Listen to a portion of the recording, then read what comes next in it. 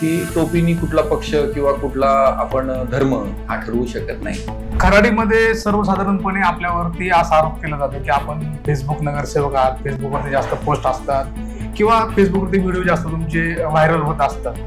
तर एक सोशल मीडियातला आणि प्रत्यक्षातला यामध्ये काही फरक आहे की आपण सेमच आहात? 100% हे एक माध्यम आहे। बाईसाहेब, आपण राष्ट्रवादी काँग्रेस शरदचंद्र पवार गटामध्ये आहात आणि माजी नगरसेवक म्हणून राष्ट्रवादी काँग्रेस अजित पवार गटातून आपण नगरसेवक होतात। तर आता निवडणुकीला सामोरे जाताना नेमका पक्ष कोणता असणार आहे? एक संधी आणि देवाने दिलेली एक देणगी असं समजून काम करतो। बाईसाहेब, आपण राष्ट्रवादी काँग्रेस शरदचंद्र पवार गटामध्ये आहात आणि माजी नगरसेवक म्हणून राष्ट्रवादी काँग्रेस अजित पवार गटातून आपण नगरसेवक होतात। तर आता निवडणुकीला सामोरे जाताना नेमका पक्ष कोणता असणार आहे? सध्या आम्ही राष्ट्रवादी काँग्रेस पक्ष शरदचंद्रजी पवार गटामध्येच आहोत आणि आम्ही समोरही त्याच पक्षाकडून जाणार आहोत। नुकतीच चर्चा अशी झाली होती की आमदार बापूसाहेब पठारे यांचे चिरंजीव सुरेंद्र पठारे भाजपमध्ये जाणार आहेत आणि त्यांच्यासोबत देखील खराडीतले आणि इतर जे काही प्रभागातले नगरसेवक आहेत माझे ते देखील भाजपमध्ये जातील, आपण देखील जाणार आहात अशी चर्चा आहे आणि आपल्या डोक्यावरती भगवी टोपी दिसते। काही संदेश तुम्ही यामध्ये देऊ इच्छिता का? सर्वप्रथम मी आपल्याला सांगू इच्छितो की टोपीनी कुठला पक्ष किंवा कुठला आपण धर्म हा ठरवू शकत नाही कलरवरून। त्यामुळे दुसरा विषय असा आहे की आपण जो दुसरा प्रश्न विचारला की भाजपमध्ये युवा नेते सुरेंद्रदादा पठारे हे जाण्याची चर्चा आहे। राजकारणामध्ये चर्चा या होतच राहतात, परंतु युवा नेते सुरेंद्रदादा पठारे यांचं कार्यच एवढं मोठं आहे की प्रत्येक पक्षाला वाटत असेल की त्यांनी आमच्याकडे यावं जेणेकरून त्याची ताकद वाढावी। त्यामुळे अशा चर्चा होत राहतात, परंतु तशी काही गोष्ट घडणार नाही। आपण खराडी चंद्रनगर प्रभागातून निवडणूक लढवली, नगरसेवक झालात। आता या खराडी भागाला नव्याने वाघोलीचा भाग जोडलेला आहे। तर असं म्हटलं जातं की तिकडचे उमेदवार हे आर्थिकदृष्ट्या देखील जास्त तुल्यबळ आहेत आणि ते जास्त पैशांचा बाजार त्या ठिकाणी होईल, पण ते एक कारण। आणि दुसरं असं की वाघोली हा खराडीला जोडल्यामुळे काही आपल्या समोर आव्हान उभं राहिले का? आव्हान तर 100% आहेत। आर्थिक परिस्थितीच्या बाबतीत जर बोललं तर बापूसाहेब पठारेंचं हे पूर्वीपासून राजकारण जे आहे ते विकासावरती ठरलेलं आहे। तर आम्ही वाघोलीकरांच्या समोर जाऊन केवळ विकासाच्या मुद्द्यावरती की जसं खराडीचं डेव्हलपमेंट बापूसाहेब पठारेंनी ज्या पद्धतीने केलेलं आहे आणि जगाच्या नकाशावर जी खराडी आणली त्याच पद्धतीने वाघोलीचा विकास करून वाघोली हे नाव आता आपण जर पाहतोय की नेक्स्ट खराडी, अपर खराडी असे वेगवेगळ्या नावांनी वाघोलीमध्ये विकसक फ्लॅट विकतात, परंतु बापूसाहेबांच्या पुढच्या व्हिजन मध्ये असं आहे की वाघोलीचंच नाव जगाच्या नकाशावर खराडीसारखं डेव्हलपमेंट करून त्या ठिकाणी घेऊन जायचं। त्यामुळे मला आव्हान काहीच वाटत नाही, उलट ही एक संधी आहे की आमच्यासारख्या सर्वसामान्य कार्यकर्त्यांना वाघोलीमध्ये खराडीप्रमाणे विकासाचं काम करण्याची संधी ही उपलब्ध झाली, असं आम्ही याला एक संधी आणि देवाने दिलेली एक देणगी असं समजून काम करतोय।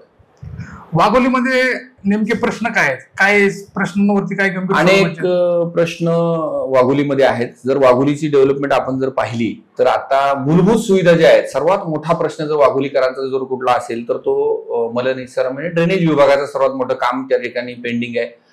रस्त्यांची दुरावस्था झालेली आहे, ट्रॅफिकची समस्या त्या ठिकाणी मोठ्या प्रमाणात आहे, स्ट्रीट लाईटची समस्या मोठ्या प्रमाणात आहे।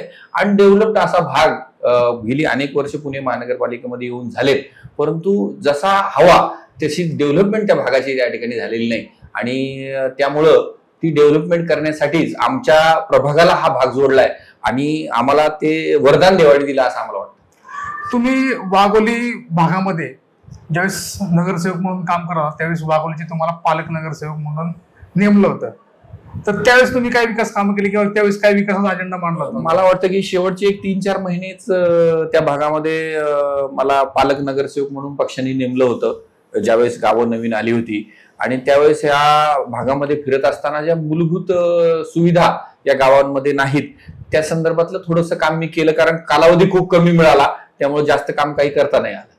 खराडी आणि वाघोली ह्या जे क्षेत्रफळ आहे ते तुलनेने मोठे आहे, लोकसंख्या देखील मोठी आहे, लाखामध्ये ती लोकसंख्या गेलेली आहे। तर हा प्रचार करताना आणि शेवटच्या घटकापर्यंत पोहोचण्यासाठी काही आव्हाने आहेत का आणि ती कशी पोहोचणार आहात आपण? आव्हाने तर 100% निवडणुकीमध्ये असतात। शेवटच्या मतदारापर्यंत पोहोचण्याचा जो प्रयत्न असतो हा प्रत्येक उमेदवाराचा असतो। 100% शेवटच्या घटकापर्यंत उमेदवाराच्या म्हणजे मतदाराच्या शेवटच्या घटकापर्यंत पोहोचण्याचा आम्ही प्रयत्न करणार आहोत. पण तो प्रयत्न जी विकास कामे आम्ही या गेल्या बाबूसाहेबांच्या काळामध्ये इतक्या वर्षापासून करतोय ती त्यांच्यापर्यंत घेऊन जाऊन त्यांना सांगून ती विकास कामे कशी केलेली आहेत हे दाखवून त्यांच्यापर्यंत 100% पोहोचू याचा आम्हाला विश्वास आहे. खराडीमध्ये सर्वसाधारणपणे आपल्यावरती असा आरोप केला जातो की आपण फेसबुक नगरसेवक आहात, फेसबुकवरती जास्त पोस्ट असतात किंवा फेसबुकवरती व्हिडिओ जास्त तुमचे व्हायरल होत असतात. तर एक सोशल मीडियातला आणि प्रत्यक्षातला यामध्ये काय फरक आहे की आपण सेमच आहात तसे? 100% हे एक माध्यम आहे की ज्यावेळेस आपण राजकीय जीवनात काम करत असतो त्यावेळेस आपण जे काम केलं हे पोहोचवण्याचं जे माध्यम आहे ते सध्या फेसबुक, इंस्टाग्राम, लाईव्ह हेच माध्यम आहे. आणि त्या माध्यमाचा जर मी वापर करून माझी कामं जर मी नागरिकांपर्यंत पोहोचवत असेल आणि त्याचं जर दुःख लोकांना जर वाटत असेल तर त्याला मी काही करू शकत नाही. आम्ही आमची विकास कामं ही त्या ठिकाणी पोहोचवण्याचं काम या माध्यमातून करतो आणि ह्या माध्यमाचा आम्ही यापुढेही वापर करणार आहोत. प्रत्येकाने केला पाहिजे जेणेकरून आपण जी कामं केली ती लोकांपर्यंत कशी पोहोचतील. आपण प्रत्येकाच्या दारामध्ये जाऊन घरामध्ये जाऊन सांगू शकत नाही मी हे काम केले ते काम केले, परंतु हे माध्यम आहे आणि डिजिटल माध्यमाचा वापर आपण सर्वजण करतोच आणि प्रत्येकाकडे वेळ आहे, प्रत्येक जण मोबाईलचा वापर करतोय त्यामुळे त्या माध्यमातून मी करतो आणि प्रत्यक्षात अनेक कामं आम्ही या भागामध्ये केलेली आहेत. आपण जर पाहिलं तर आमच्याकडे शहरामध्ये सर्वात मोठे रस्ते आमच्या भागामध्ये आहेत. युहान IT भागामध्ये 300 फुटीचे रोड आम्ही केलेले आहेत. आमच्याकडे अग्निशमन केंद्र आमच्या काळामध्ये आम्ही केलं, आम्ही OPD आमच्या काळामध्ये केल्यात, आम्ही काही सभागृह बांधलेत, आम्ही 2 प्लेस मेकिंग गार्डन बांधलेत. अनेक कामं असे सांगता येतील जे केलेले आहेत आणि त्या कामाच्या माध्यमातून मी फेसबुकच्या माध्यमातून ती कामं पोहोचवण्याचा प्रयत्न करतो आणि त्याच्यावरती जर टीका होत असेल तर ती मी पॉझिटिव्हली घेतो. नगरसेवक म्हणून आपण कोणतं असं काम केलं की दीर्घ लक्षात राहील आणि लोकांना ते आम्ही या भागामध्ये अग्निशमन केंद्राचं बांधकाम आमच्या कारकिर्दीमध्ये चालू केलं, ते पूर्ण झालेलं आहे. अग्निशमन केंद्र कार्यान्वित झालेलं आहे. दुसरं काम म्हणजे आम्ही या ठिकाणी खराडीच्या भागामध्ये 3 OPD ज्या चालू केलेल्या आहेत की ज्यांच्यामधून हजारो गरीब लोकांना आरोग्याची सुविधा आम्ही त्या ठिकाणी देतोय आणि रस्त्यांचं आणि ड्रेनेजचं, पाण्याचं, लाईटचं एक मोठी श्रृंखला आम्ही या ठिकाणी तयार केली. आपण जर खराडीत फिरला तर आपल्या लक्षात येईल की अनेक रस्ते, प्रशस्त असे रस्ते आम्ही या ठिकाणी केलेले आहेत. लाईटची व्यवस्था केलेली आहे, आम्ही ड्रेनेजची व्यवस्था केलेली आहे. गेल्या 3 वर्षापासून प्रशासक आहेत, त्यामध्ये काही रस्त्यांची दुरावस्था झाली, त्यांचा पाठपुरावा करून तेही काम आम्ही या ठिकाणी करतो. कोरोना काळामध्ये आपण एकटेच असे नगरसेवक होता त्यावेळेस की प्रत्यक्ष फील्डवरती जाऊन तुम्ही लोकांमध्ये जात होतात, अनाउन्समेंट करत होतात, त्या भागामध्ये जाऊन नागरिकांची काळजी घेत होतात. ह्या कोरोना काळामध्ये आपल्याला देखील कोरोना झाला होता, आपल्या आरोग्य देखील परिणाम झाला होता. तर आपल्यावर ज्यावेळेस आजारपण होतं त्यावेळेस तो काळ कसा होता आणि आपल्या मनाला काय वेदना होत त्यावेळेस? मुळात कोरोनामध्ये काम करत असताना आमच्या कुटुंबातील माझी पत्नी ही महानगरपालिकेमध्ये वैद्यकीय म्हणजे आरोग्य विभागामध्ये कामाला आहे. आमचे बंधू स्वतः एक डॉक्टर आहेत आणि हे दोघंही त्यावेळेस OPDच्या माध्यमातून कोरोना काळामध्ये काम करत होते. आणि मग मी असं ठरवलं की बाबा आपणही घरात बसून काय करणार आहे, त्यामुळे आपण नागरिकांपर्यंत पोहोचलं पाहिजे, त्यांना ज्या काही अडीअडचणी येत आहेत त्या दूर केल्या पाहिजे. त्या माध्यमातून माझ्याकडे माझी एक वाहन आहे ज्याला भोंगा लावलेला आहे. तो भोंगा घेऊन ज्या भागामध्ये कोरोनाचे पेशंट भेटतील त्या भागामध्ये जाऊन अलर्ट करणे की बाबा या भागामध्ये आपल्याकडे कोरोना पेशंट मिळालेला आहे आणि आपण काळजी घ्यावी, असं मी प्रत्येक आमच्या मतदारसंघातल्या प्रत्येक गल्लीमध्ये मी फिरलो. आणि त्या दरम्यानच्या काळात मला कोरोना झाला आणि कोरोना झाल्यानंतर मला खूप त्रास झाला.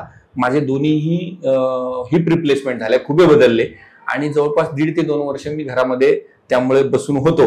परंतु घरामध्ये बसून असताना सुद्धा फोनवरती मी लोकांच्या समस्या काही सोडवलेल्या आहेत आणि त्या पूर्ण करण्याचं काम मी या ठिकाणी केलं. आणि त्या काळामध्ये सुद्धा मला संधी मिळाली काम करण्याची एक नगरसेवक म्हणून आणि ही संधी उपलब्ध बापूसाहेब पठारे यांनी करून दिली.